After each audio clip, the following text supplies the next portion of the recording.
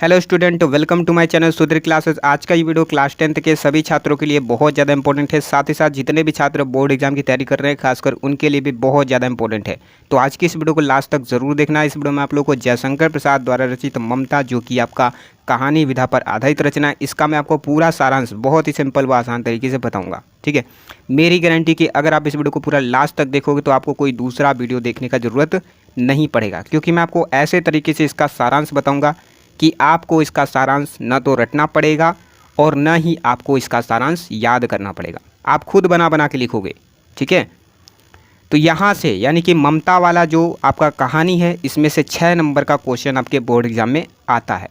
4-5 गद्यांश ममता वाले कहानी में से वायरल गद्यांश हैं, जो कि आपका बोर्ड परीक्षा में आना तय है और इस बार भी आएगा। ठीक है, तो फटाफट से इस वीडियो को लाइक कर देना और अगर आप चैनल पर नए हो तो चैनल को सब्सक्राइब करके बेल आइकन को ऑल पर सेट कर देना। तो चलो यार, आज की इस वीडियो को शुरू करते हैं। रोहतास दुर्ग के प्रकोष्ठ में बैठी हुई युवती ममता सोन के तीक्ष्ण गंभीर प्रवाह को देख रही है। दुर्ग का अर्थ क्या होता है? यहाँ पर किला होता है। प्रकोष्ठ का मतलब कमरा, माने रोहतास किले के प्रकोष्ठ यानी कमरे में बैठी हुई युवती, जिसका नाम क्या था? ममता था, सोन के तीक्ष्ण गंभीर प्रवाह को देख रही है। अब यहाँ पर सोन का मतलब सोन नदी हो गया, माने ममता सोन नदी के तीक्ष्ण गंभीर प्रवाह यानी उसके बहाव को क्या कर रही? देख रही है। ममता कैसी स्त्री थी? ममता विधवा स्त्री थी। उसका यौवन यानी उसका युवावस्था सोन नदी के समान ही क्या हो रहा था? उमड़ रहा था, यानी बह रहा था। मन में वेदना यानी उसके मन में कष्ट था। मस्तक में आंधी यानी उसके मस्तक में विचारों की आंधी चल रही थी। आंखों में पानी की बरसात ली, अर्थात उसके आंखों से आंसू आ रहे थे। वह सुख के कंटक शयन में विकल थी। कंटक माने कांटा, शयन माने बिस्तर, यानी वह सुख रूपी कांटों के बिस्तर में विकल यानी बेचैन, व्याकुल, परेशान थी। वह रोहतास दुर्गपति के मंत्री चूड़ामणि की अकेली क्या थी? दुहिता थी। फिर उसके लिए कुछ अभाव होना असंभव था। आप ही बताओ कि जो मंत्री चूड़ामणि का दुहिता हो, पुत्री हो, उसके लिए कुछ कमी होना बिल्कुल असंभव वाली बात होगी कि नहीं होगी? क्योंकि जो मंत्री का बिटिया होगा, जो दुहिता होगा, उसके पास तो सब कुछ होगा, घर होगा, गाड़ी होगा, बंगला होगा, धन होगा।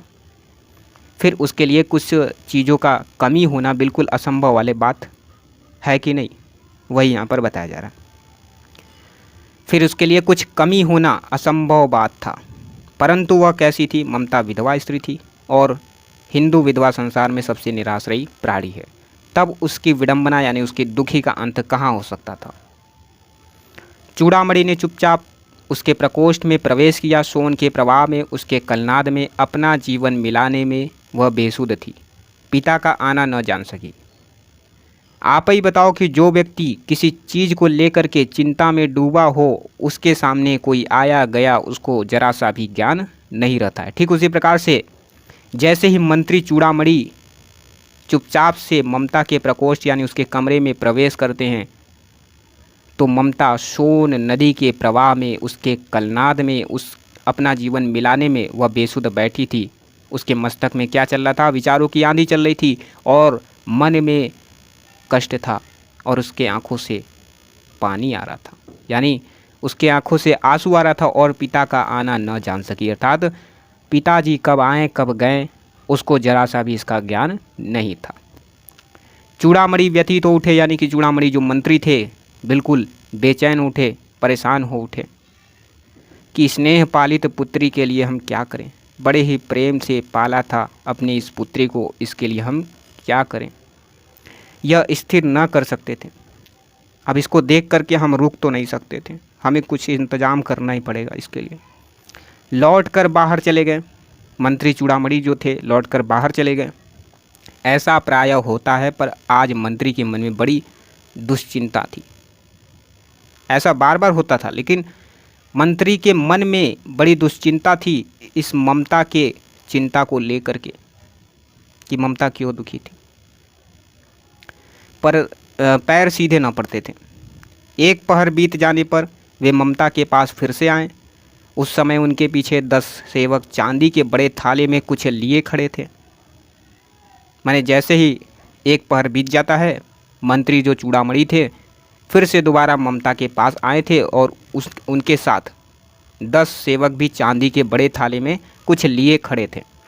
कितने ही मनुष्यों के पद शब्द सुनते ही ममता ने घूम करके देखा।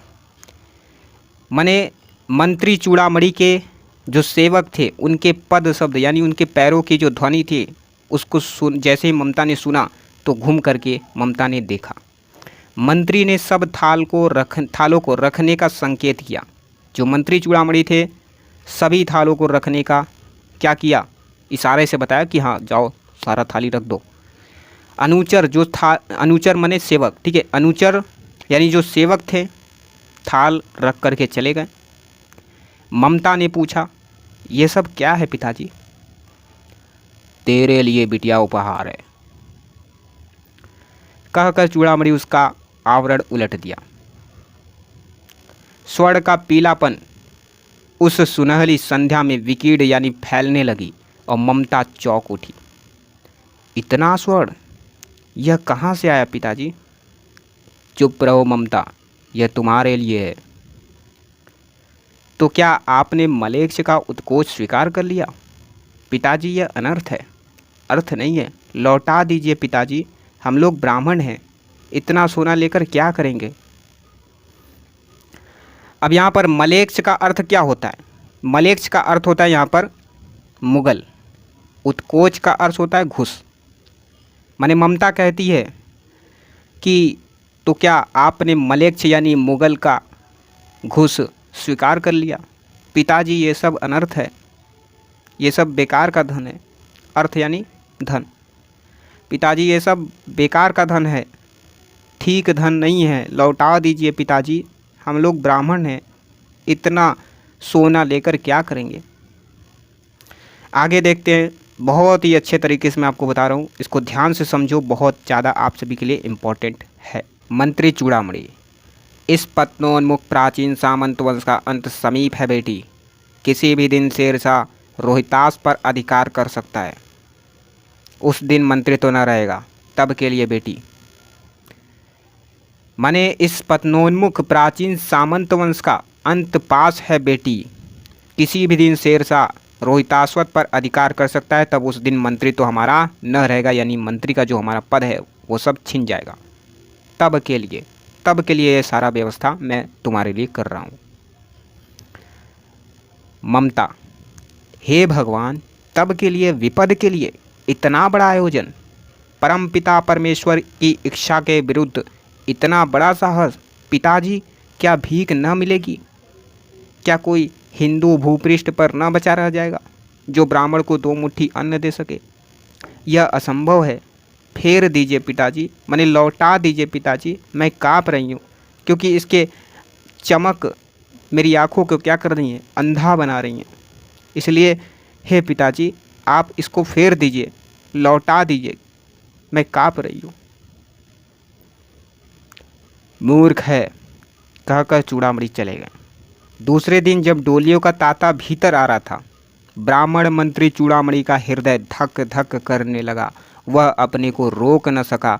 उसने जाकर रोहतास दुर्ग यानी कि रोहतास किले के तोरण पर, यानी तोरण मतलब क्या होता है, द्वार होता है, ठीक है, द्वार यानी दरवाज़ा। तोरण पर डोलियों का आवरण खुलवाना चाहा। तोरण पर डोलियों का यानी कि डोलियों के ऊपर एक आवरण लगा था, उसको खुलवाने का प्रयास करने लगा। कौन? मंत्री चूड़ामणि, जो कि ब्राह्मण था। पठानों ने कहा, यह महिलाओं का अपमान करना है। बात बढ़ गई। पठानों ने कहा, यह महिलाओं का अपमान करना है। अब बात बढ़ गई, झगड़ा हो गया, तलवारें खींची, ब्राह्मण मंत्री चूड़ामणि वहीं मारा गया। राजा रानी और कोष सब छली शेरशाह के हाथे पड़ गए। यानी कि मंत्री चूड़ामणि क्या हो गया, वहीं धराशायी हो गया। ब्राह्मण मंत्री चूड़ामणि मारा गया और राजा रानी और उसका जो कोष था सब छली शेरशाह के हत्थे पड़ गया, यानी शेरशाह ने सब उसे हथिया लिया। निकल गई ममता भाग चली वहाँ से। डोली में भरे हुए पठान सैनिक दुर्ग यानी किले में फैल गए, पर ममता उनको कतई न मिली। तो यहाँ से आपका पहला भाग खत्म हो जाता है। आगे देखते हैं दूसरा भाग। काशी के उत्तर में धर्मचक्र विहार मौर्य और गुप्त सम्राटों की कीर्ति का खंडहर था। भग्न चूड़ा यानी टूटा हुआ चूड़ा, तृण गुल्मों से ढके हुए प्राचीर यानी तिनकों के गुच्छों से ढके हुए दीवारें और ईंटों के ढेर में बिखरी हुई भारतीय शिल्प यानी भारतीय कारीगरी की विभूति यानी धन। ग्रीष्म की चंद्रिका में यानी कि गर्मी की चांदनी में अपने को शीतल कर रही थी कौन? ममता, जो कि पठानों के हाथों से भाग गई थी। जहाँ पंचवर्षीय भिक्षु गौतम का उपदेश ग्रहण करने के लिए पहले मिले थे, उसी स्तूप के भग्नावशेष, उसी स्तूप के खंडहर में, जो बाकी बचा हुआ खंडहर था, उसी खंडहर की मलिन छाया में एक झोपड़ी के दीपालोक यानी दीप के प्रकाश में, दीप के उजाले में एक स्त्री पाठ कर रही थी। क्या कर रही थी पाठ? अन्याश्चिन्त्यतो माम ये जना पर्युपासते। पाठ रुक गया। एक भीषण और हताश आकृति दीप के मंद प्रकाश में सामने खड़ी थी। माने जैसे ही ममता ने ये पाठ किया, पाठ रुक गया। क्यों रुका?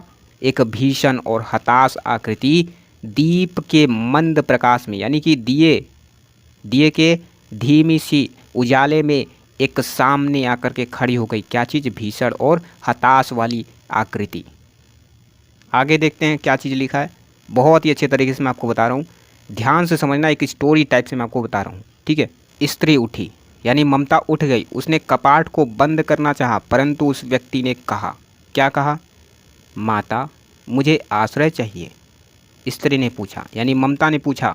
ममता ने उससे क्या पूछा? तुम कौन हो?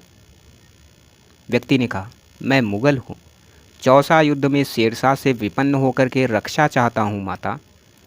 इस रात अब आगे चलने में असमर्थ हूँ, अर्थात मैं अब आगे नहीं चल सकता। स्त्री ने अपने ओठ काट लिए, यानी जो ममता थी, ममता ने अपने ओठ को काट लिया और कहा, क्या शेरशाह से? हाँ माता, परंतु तुम भी वैसे ही क्रूर हो।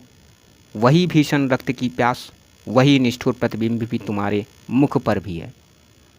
ममता ने उसको सैनिक समझ करके कहा, सैनिक, मेरी कुटी में कोई स्थान नहीं है, जाओ तुम कहीं दूसरा आश्रय खोज लो।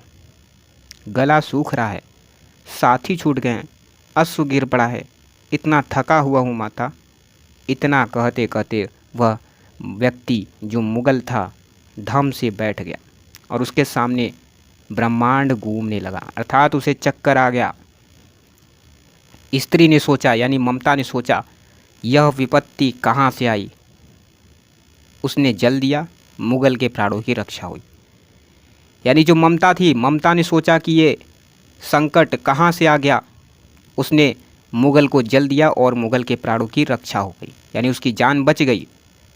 वह सोचने लगी, ममता जो थी, जो ममता विधवा स्त्री थी, वह सोचने लगी कि सब विधर्मी दया के पात्र नहीं होते, यानी कि सभी खराब धर्म वाले दया के पात्र नहीं होते। मेरे पिता का वध करने वाले आतताई, यानी मेरे पिता के वध करने वाले अत्याचारी सब विधर्मी हैं और सब विधर्मी यानी खराब धर्म वाले दया के पात्र नहीं होते। घृणा से उसका मन क्या हो गया? विरक्त हो गया। आगे देखते हैं, बहुत ही अच्छे तरीके से मैं आपको बता रहा हूँ, ध्यान से समझना। बहुत ही अच्छा टॉपिक है, बहुत मज़ा आ रहा होगा आप लोगों को। इसी बात पे एक बार जोरदार लाइक कर देना। स्वस्थ होकर मुगल ने कहा, माता, तो फिर मैं चला जाऊं? स्त्री विचार कर रही थी, माने ममता विचार कर रही थी कि मैं तो ब्राह्मणी हूँ, मुझे तो अपने धर्म अतिथि देव की उपासना का पालन करना चाहिए, परंतु यहाँ नहीं, सब विधर्मी दया के पात्र नहीं होते, माने सब खराब धर्म वाले दया के पात्र नहीं होते, परंतु यह दया तो नहीं, कर्तव्य करना है। तब मुगल ने अपनी तलवार टेक कर खड़ा हुआ। ममता ने कहा, क्या आश्चर्य है कि तुम भी छल करो? ठहरो। मुगल ने कहा, छल नहीं, तब नहीं स्त्री, जाता हूँ। तैमूर का वंशधर स्त्री से छल कतई नहीं करेगा, जाता हूँ। भाग्य का खेल है, जो होगा देख लूँगा। ममता ने मन में कहा, यहाँ कौन दुर्ग है? यही झोपड़ी ना, जो चाहे ले लो, मुझे अपने कर्तव्य का पालन करना पड़ेगा। मैंने ममता ने मन ही मन में कहा कि यहाँ कौन सा किला है, यही झोपड़ी ही तो किला है। अब इस किले में से चाहे जो ले लो, मुझे अपने कर्तव्य का पालन करना पड़ेगा।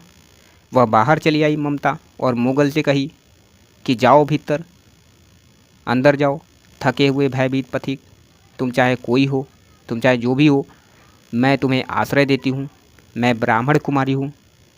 सब अपना धर्म छोड़ दें तो मैं भी क्यों छोड़ दूँ। मुगल ने चंद्रमा के मंद प्रकाश में, यानी कि धीमी सी उजाला में, मुगल ने चंद्रमा के धीमे सी उजाला में वह महिमामय मुखमंडल देखा। उसने मन ही मन में ममता को क्या किया, नमस्कार किया। ममता पास की टूटी हुई दीवारों में चली गई और भीतर थके पथिक ने झोपड़ी में विश्राम किया। चलो आगे देखते हैं। मैं आशा करता हूँ कि आपको बहुत मज़ा आ रहा होगा, क्योंकि मैं आपको ऐसे तरीके से आपको याद करवा रहा हूँ ना, आपको दोबारा रटना नहीं पड़ेगा।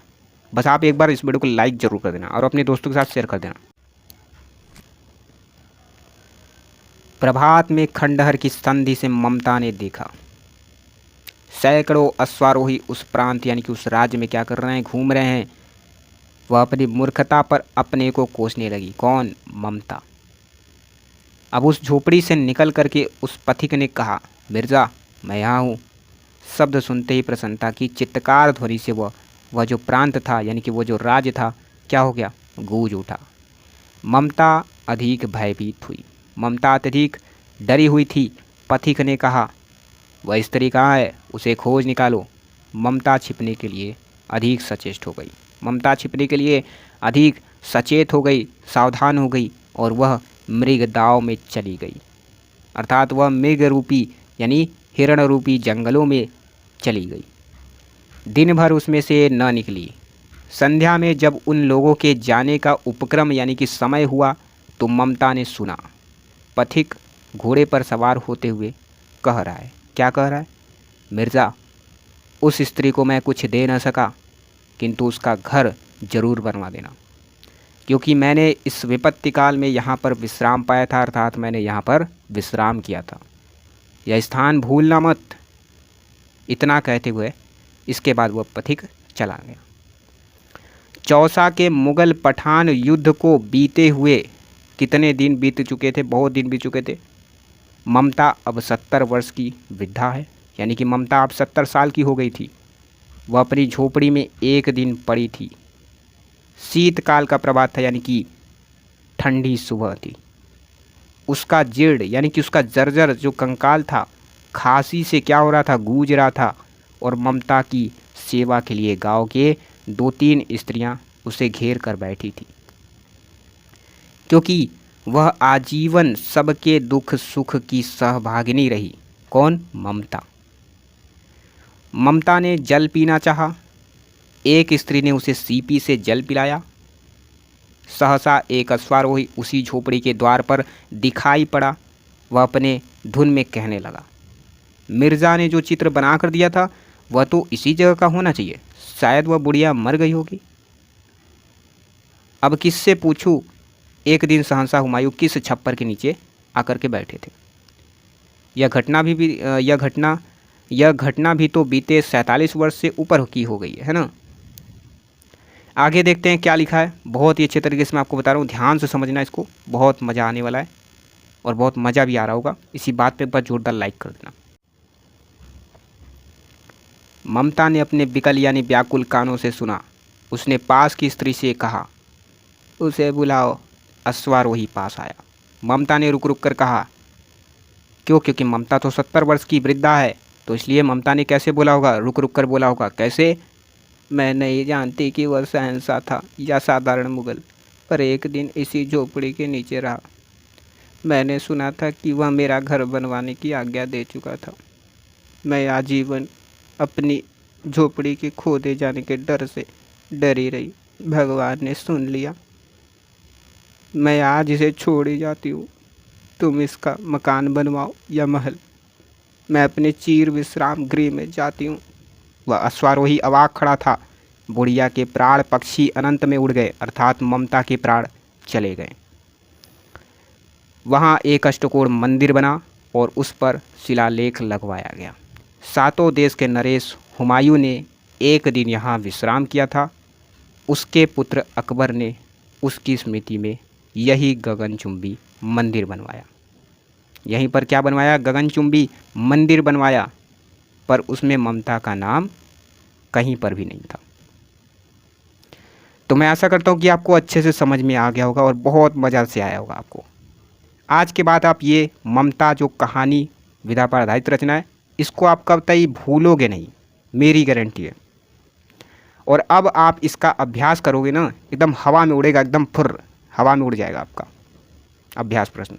वैसे मैं आपके लिए अभ्यास प्रश्न इसके नेक्स्ट वीडियो में ज़रूर से लेकर के आऊँगा, और आप कॉपी पर लिखना चाहते हो तो लिख लेना। नेक्स्ट वीडियो में मैं आपको इसका पूरा अभ्यास प्रश्न कराऊंगा, ठीक है।